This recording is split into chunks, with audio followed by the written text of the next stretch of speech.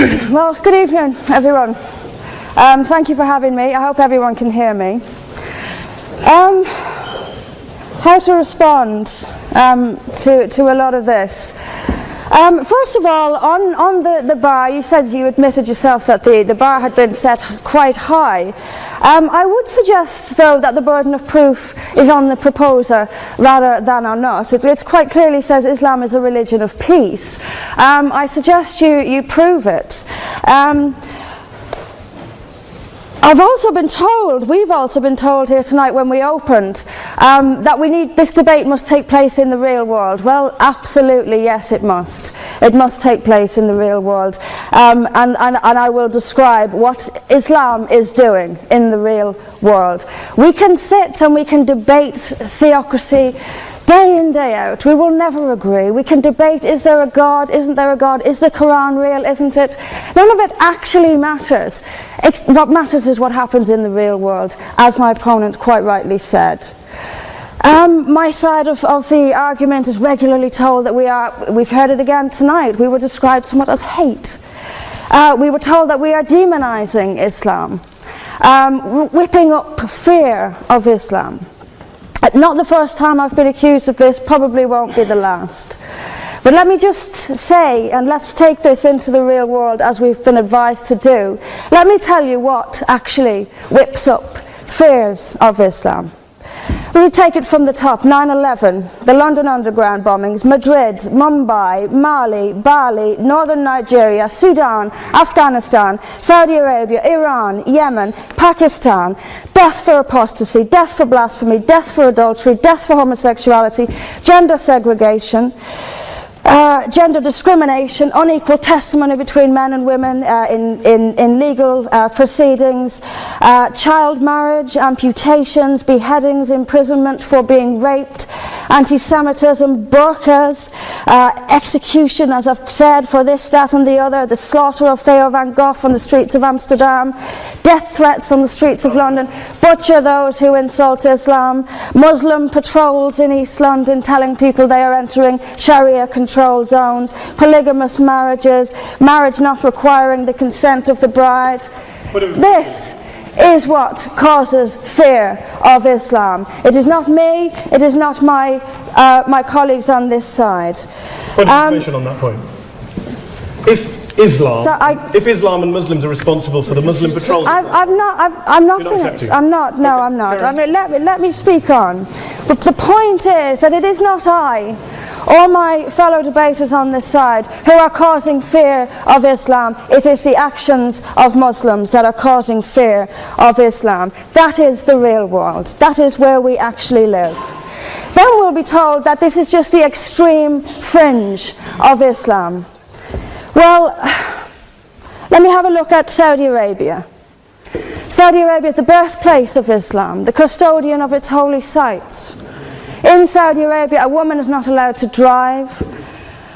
She is not allowed to leave the house without a mahram. She is not allowed to vote, although they've been incredibly generous by allowing some votes in the next elections. This is apparently the extreme fringe of people are executed for blasphemy, executed for apostasy. In Saudi Arabia, the birthplace of Islam, we'll be told that's the extreme fringe of Islam. No, it is not. Calling Saudi Arabia the extreme fringe of Islam is like calling the Vatican the extreme fringe of Catholicism. Sorry, it just doesn't work.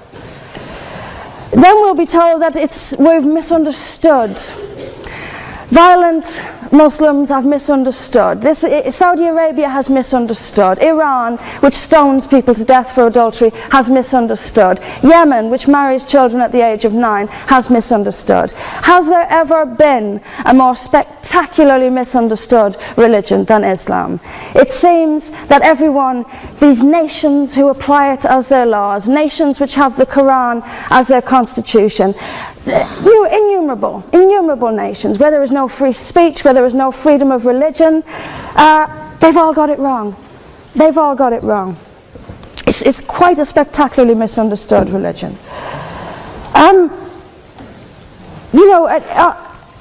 There's just so much. I'm constantly told as well that I need to respect Islam.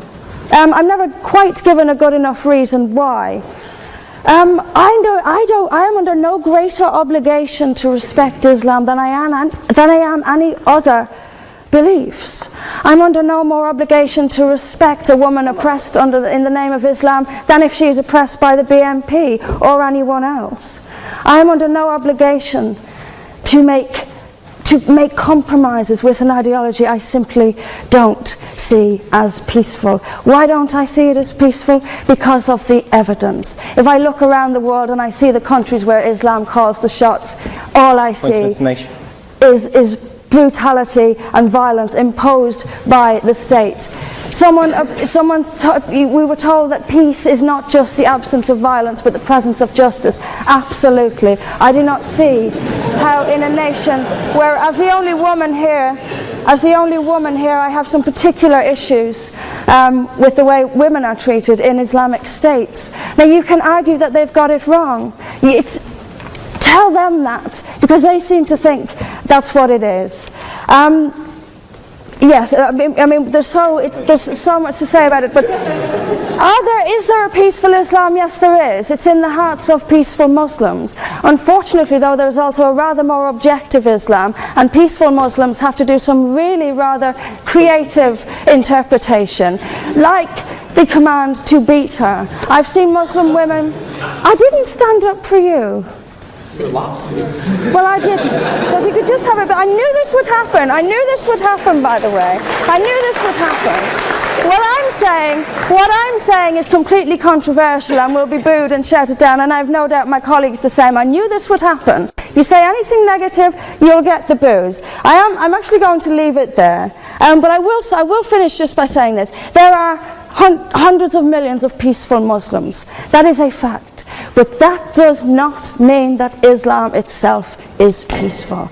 Peaceful Muslims interpret verses of the Quran so almost beyond recognition it's reinterpreted. Like the command to beat her. It's there in the Quran, and I've seen Muslim women try to dance around it. They put words in there that simply aren't there. That's what it says beat her. And in the countries where the Quran calls the shots, that is exactly what they do. This is not peace. This is not justice.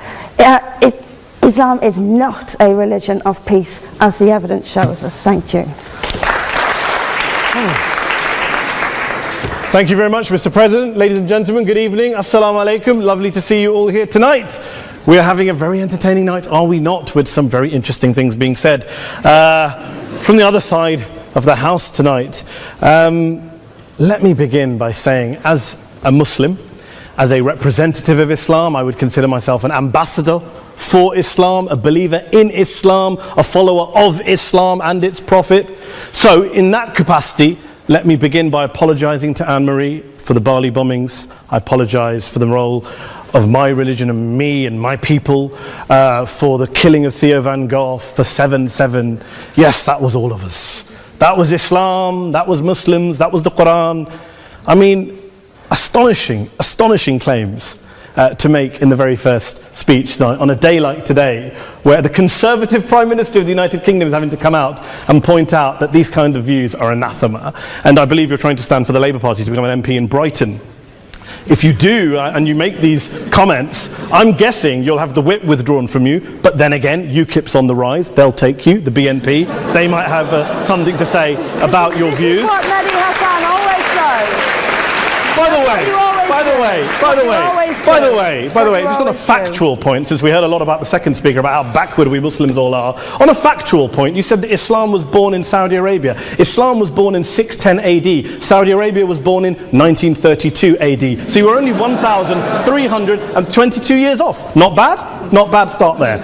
Talking of maths, by the way, a man named Al-Khawarizmi was one of the greatest mathematicians of all time, a Muslim, worked in the golden age of Islam.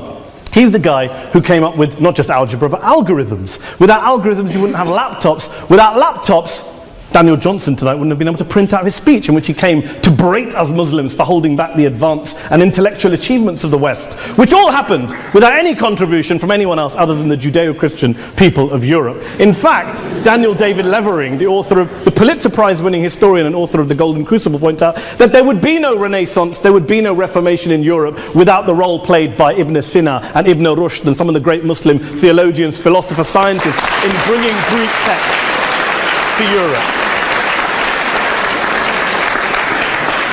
As for this being our university, I will leave that to the imagination as to who is our and who is there. I studied here too. An astonishing set of speeches so far making this case tonight. A mixture of just cherry-picked quotes, facts and figures, self-serving, selective, a farrago of distortions, misrepresentations, misinterpretations, misquotations. Daniel talked about my article in the New Statesman, which got me a lot of flack, where I talked about the anti-Semitism that is prevalent in some parts of the Muslim community, which indeed it is. Of course, I didn't say in that piece that it was caused by the religion of Islam. In fact, modern anti-Semitism in the Middle East was imported from, finish the sentence, Christian, Judeo-Christian Europe, where I believe some certainly bad things happened to the Jewish people. In fact, Tom Friedman, Jewish-American columnist in the New York Times, told me in this very chamber last week that he believed, had Muslims been running Europe in the 1940s, 6 million extra Jews would still be alive today. So I'm not going to take lessons in anti-Semitism from someone who's here to defend the Judeo-Christian values of a continent that murdered 6 million Jews. Moving swiftly on. Yes. Absolutely. Well, I'm about to make that point. No, I'm about to make that point. You're right. I agree with you.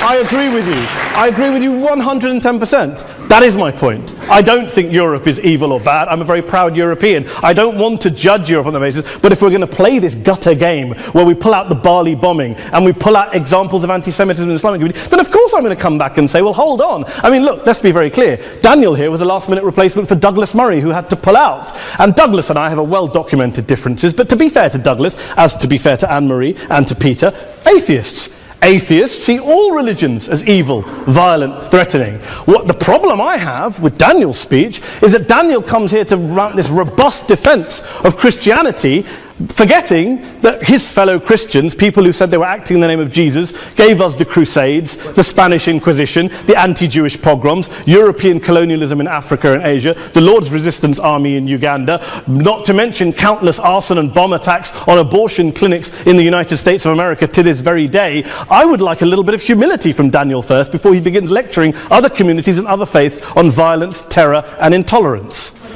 But, no thank you. Some water. But I would say this, to address the gentleman's very valid point here, I'm not going to play that game. I don't actually believe that Christianity is a religion of violence and hate because of what the LRA does in Uganda or what Crusaders did to Jews and Muslims in Jerusalem when they took back the city in the 12th or 13th or whatever century it was. I believe that Christianity, like Islam, like pretty much every mainstream religion, is based on love and compassion and faith. I do follow a religion in which 113 out of the 114 chapters of the Quran begins by introducing the God of Islam as a God of mercy and compassion. I would not have it any other way. I don't follow a religion which introduces my God to me as a God of war, as some kind of Greek God of wrath, as a God of hate and injustice. Not at all. As Adam pointed out, you go through the Quran and you see the mercy and the love and the justice. And yes, you have verses that refer to warfare and violence. Of course it does. This is not a motion about pacifism. I'm not here to argue that Islam is a pacifistic faith. It is not. Islam allows military action, violence in certain limited contexts. And yes, a minority of Muslims do take it out of that context. But is it religious? We talked about Woolwich. Daniel and Anne-Marie have suggested that it's definitely religion that's behind all of this. Well, actually, what I find so amusing tonight is we're having a debate about Islam, and the opposition tonight have come forward. We have a graduate in law, a graduate in modern history, a graduate in chemistry, and you know, I admire all of their intellects and their abilities, but we don't have anyone who's actually an expert on Islam, a scholar of Islam, a historian of Islam, a speaker of Arabic, even a terrorism expert or a security expert or a pollster, let alone to talk about what Muslims believe or think. Instead, we have people coming here, putting forward these views, putting forward these sweeping opinions. Listen to Professor Robert Pape of the University of Chicago, one of America's leading terrorism experts, who, unlike our esteemed opposition tonight, studied every single case of suicide terrorism between 1980 and 2005, 315 cases in total. And he concluded, and I quote, "There is little connection between suicide terrorism and Islamic fundamentalism or any of the world's religions. Rather, what nearly all suicide terrorist attacks have in common is a specific secular and strategic goal to compel modern democracies to withdraw military forces from territory that the terrorists consider to be their homeland." And the irony is, when we talk about terrorism, the irony is that the opposition and the Muslim terrorists, the Al-Qaeda types, actually have one thing in common. Because they both believe that Islam is a warlike, violent religion. They both agree on that. They have everything in common. Osama bin Laden would be nodding along to everything he's heard tonight from the opposition side. He agrees with them. The problem is that mainstream Muslims don't. The majority of Muslims around the world don't. In fact, a gentleman here started quoting all sorts of polls. Gallup carried out the biggest poll of Muslims around the world, of 50,000 Muslims in 35 countries. 93% of Muslims rejected 9/11 and suicide attacks. And of the 7% who didn't, they all, when polled and focus grouped, cited political reasons for their support for violence, not religious reasons. And as for Islamic scholars and what they say, well, Daniel talks about our University of Oxford. We'll go down to Oxford's Centre for Islamic Studies, get hold of a man named Sheikh Afifi al-Akiti, who is a massively well-credentialed and well-respected Islamic scholar, who has studied across the world, who in the days after 7/7 published a fatwa denouncing terrorism in the name of Islam, calling for the protection of all non-combatants at all times, and describing suicide bombings as an innovation with no basis in Islamic law. Go and listen to Sheikh Tahir al-Qadri, one of Pakistan's most famous Islamic scholars, who published a 600-page fatwa condemning the killing of all innocents and all suicide bombings unconditionally without any ifs or buts. There's nothing new here. This is mainstream Islam, mainstream scholarship, which has said this for years. You don't go out and kill people willy-nilly in the high street or anywhere else, on a bus or a mall, based on verses of the Quran that you cherry-pick without any context, any understanding, any interpretation, or any commentary. Point of information. Please. What about stoning of women, for example, in such lives? Well, It doesn't happen apparently. I didn't say it doesn't happen at all. I never said it didn't happen. I don't blame Islam. Yes, it's a very good point. And a lot of us are campaigning against that. And we're campaigning against it in the name of Islam. We're campaigning against it in the name of various interpretations of Islam. Anne-Marie comes and scares us with her talk of Sharia law. I would like to see the book of Sharia law. It doesn't exist. People argue over what Sharia law is.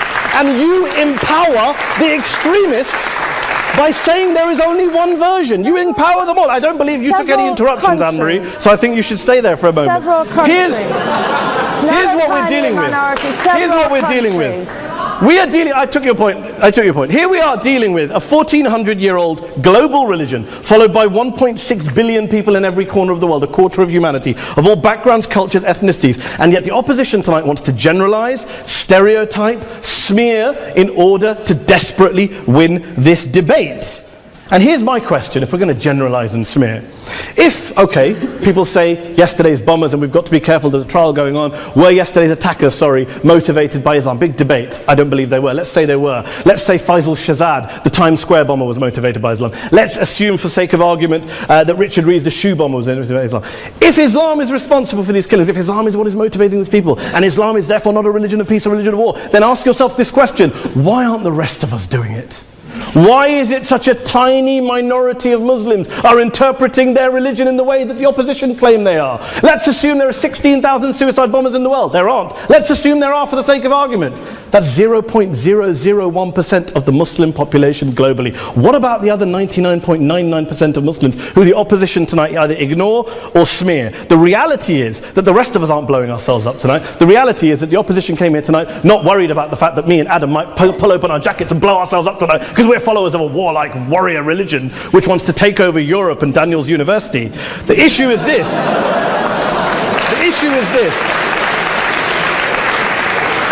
Unless the opposition can tell us tonight, and Peter Atkins is here, one of our great atheist intellectuals, can tell us tonight, they can answer this question tonight: why don't the vast majority of Muslims around the world behave as violently and aggressively as a tiny minority of politically motivated extremists? Then they might as well give up and stop pretending they have anything relevant to say about Islam or Muslims as a whole. Ladies and gentlemen, let me just say this to you. Think about what the opposite of this motion is. If you vote no tonight, think about what you're saying the opposite motion is. That Islam isn't a religion of peace, it's a religion of war, of violence, of terror, of aggression. That the people who follow Islam, me, my wife, my retired parents, my 6-year-old child, that 1.8 million of your fellow British residents and citizens, that 1.6 billion people across the world, your fellow human beings, are all followers, promoters, believers in a religion of violence. Do you really think that? Do you really believe that to be the case? They say that in the Oxford Union, the most famous debate was in 1933 when Adolf Hitler looked out for the result of the King and Country motion, where they voted against fighting for king and country, and Hitler was listening out for the result. Well, tonight, 80 years on, there are two groups of people around the world who I would argue are waiting for the result of tonight's vote. There are the millions of peaceful, non-violent, law-abiding Muslims both in the UK, Europe, Asia, Africa and beyond, who see Islam as the source of their identity, as a source of spiritual fulfillment, of hope, of solace. And there are the phobes, the haters, the bigots out there who want to push the clash of civilizations, who want to divide all of us into them and us and ours and their. Ladies and gentlemen, I urge you all not to fuel the arguments of the phobes and bigots. Don't legitimize their divisions. Don't legitimize their hate. Trust those Muslims who you know, who you've met, who you hear, who don't believe in violence, who do want you to hear the peaceful message of the Qur'an as they believe it to be taught to the majority of Muslims, the Islam of peace and compassion and mercy, the Islam of the Qur'an, not of Al-Qaeda. Ladies and gentlemen, I beg to propose this motion to the House. I urge you to vote yes tonight. Thank you very much for your time.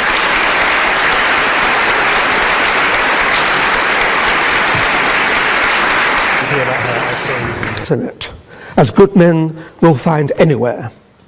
But we, through examples of the behavior that Islam inspires and often condones, and by seeking to show that Islam has an intrinsic fault, long for Islam 2.0. Islam 2.0, Islam's enlightenment, will have an emphasis on humanity, subtlety, harmony, and reason, and be virtuous. On that point, this evening, though, you are judging Islam 1.0, not Islam 2.0. By opposing the motion, you will be encouraging the emergence of what most of humanity really longs for, but for which does not yet exist. Please, for the sake of humanity, oppose.